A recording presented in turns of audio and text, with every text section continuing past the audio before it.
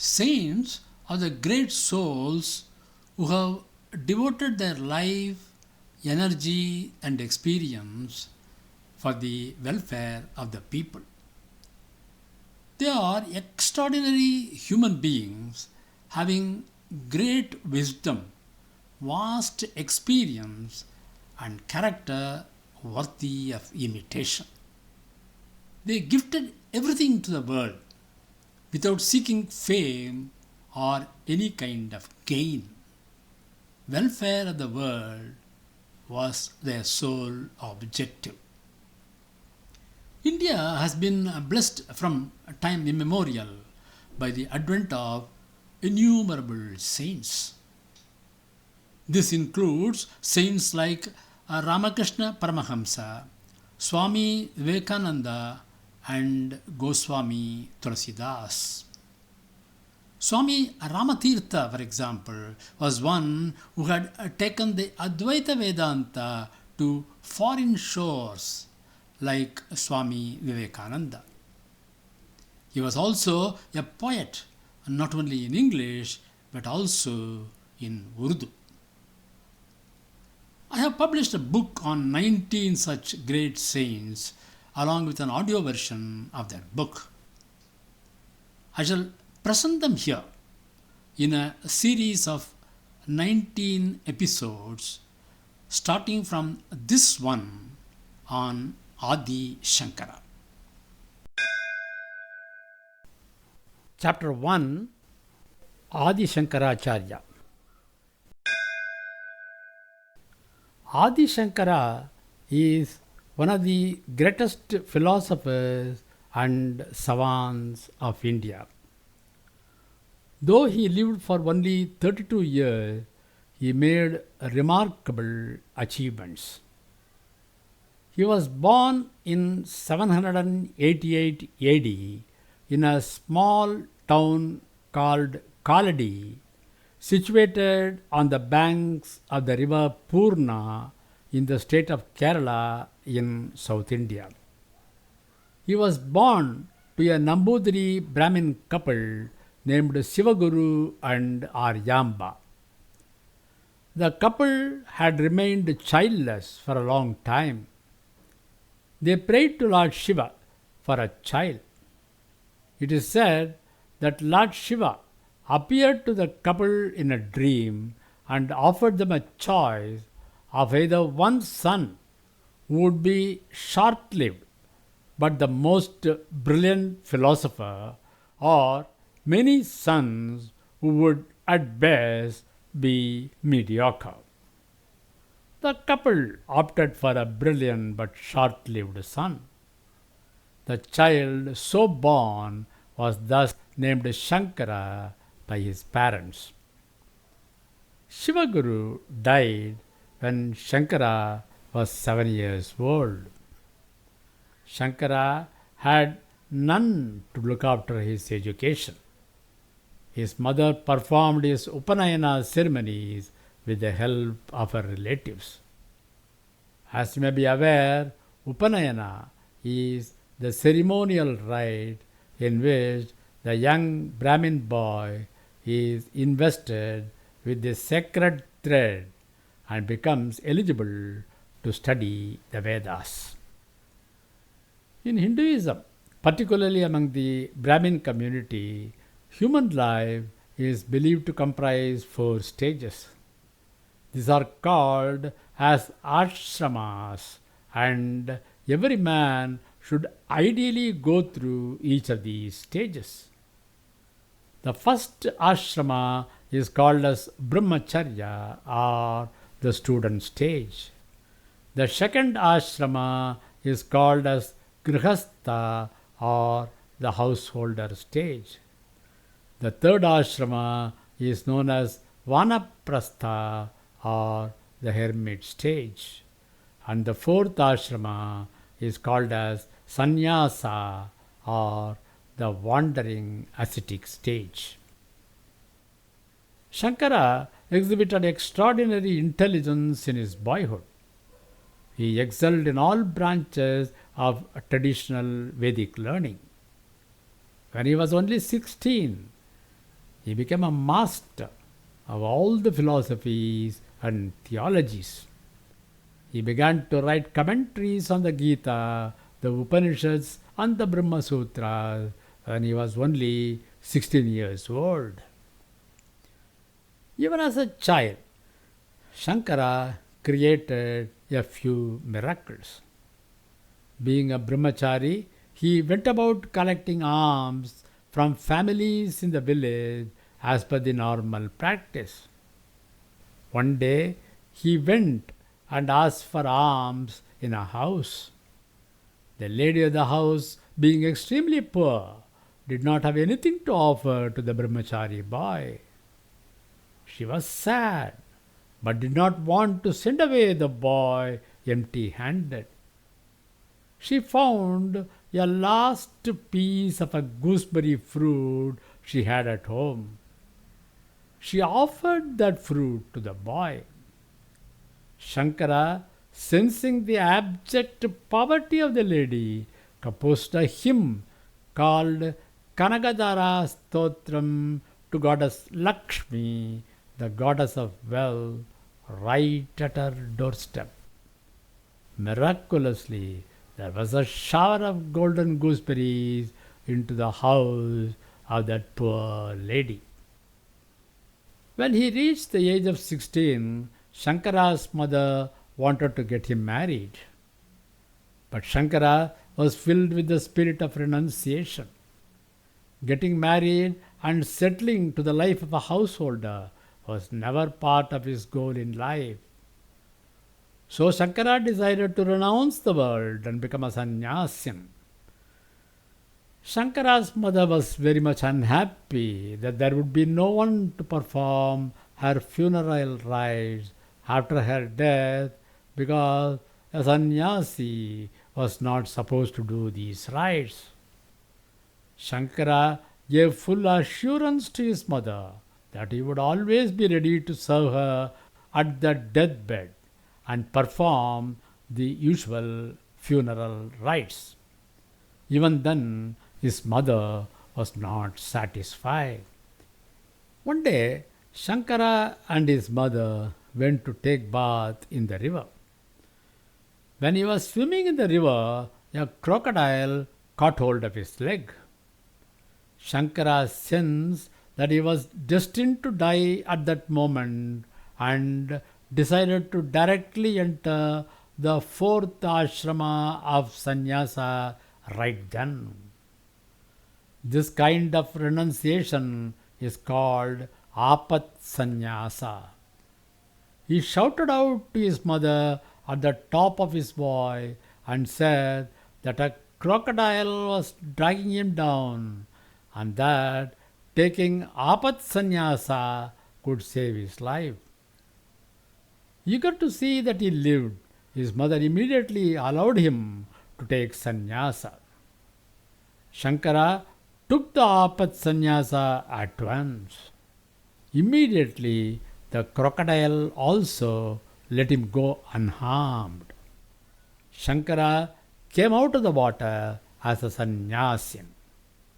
He again repeated his promise to his mother that he would perform the usual funeral rites for her in spite of becoming a sannyasi.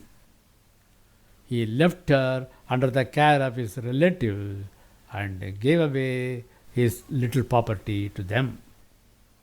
Shankara then travelled far and wide in search of a worthy guru who would initiate him and regularize his vow of sannyasa.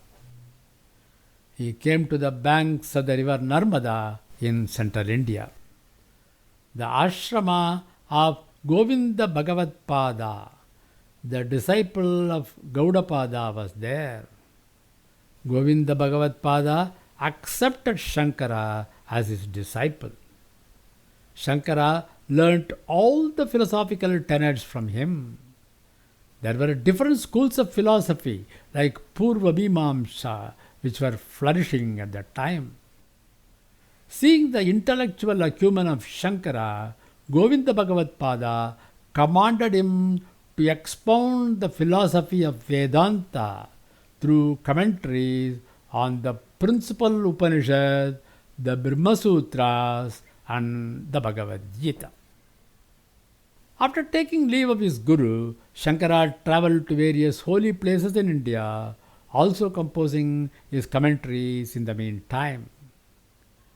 In this period, Shankara wrote commentaries on Badarayana's Brahma Sutras, the various Upanishads, and the Bhagavad Gita. These commentaries are called as bhashyas. These bhashyas are hailed as famous Indian philosophical writings. They have triggered a long tradition of sub-commentary and spiritual literature. In addition to these, Shankara also wrote independent treatises called Prakarana Granthas, including the Upadesha Sahasri, Atma Bodha, etc. Shankara spread the tenets of Advaita Vedanta, the supreme philosophy of monism. In addition to writing his own commentaries, Shankara sought out leaders of other schools of philosophy in order to engage them in debate. According to the accepted philosophical tradition in India, such debates helped to establish a new philosopher and also to win disciples and converts from other schools. It was also traditional for the loser in the debate to become a disciple of the winner. Shankara debated with Buddhist philosophers, with followers of Sankhya philosophy, and with the followers of Purvamimamsa. He defeated all his opponents in debate. Shankara then sought out Kumarila Bhatta, the foremost proponent of the Purvamimamsa, which glorified Vedic ritualism. But Kumarila Bhatta was on his deathbed and directed Shankara to meet Mandana Mishra, another great proponent of Purvamimamsa. Shankara went to his place and won him over as one of his disciples. In the course of his travels, Shankara reached Kashmir. Here was a temple dedicated to Sharada, the goddess of learning, which housed the Sarvajnana Pitha, the throne of omniscience. His discourses and discussions won the hearts of all, and he was unanimously honored by the scholars there by requesting him to ascend the highly respected throne of omniscience. Meanwhile, Shankara heard that his mother was dying and decided to visit her. Remembering his promise to her, he performed her funeral rites. His orthodox relatives did not permit him to do the rites himself as he was a sannyasi. But Shankara overrode their objections and built a pyre himself and cremated his mother in her own backyard. After this, he once again resumed his travels on the noble mission. Shankara reached the age of 32.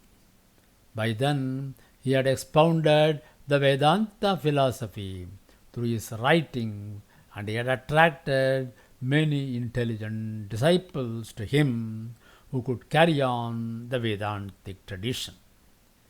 He established 4 mutts or monastic centers in 4 corners of India and put his 4 main disciples to head them and serve the spiritual needs of the ascetic community within the Vedantic tradition.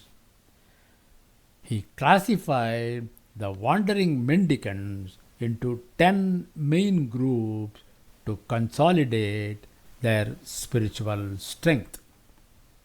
Each mutt was assigned one Veda.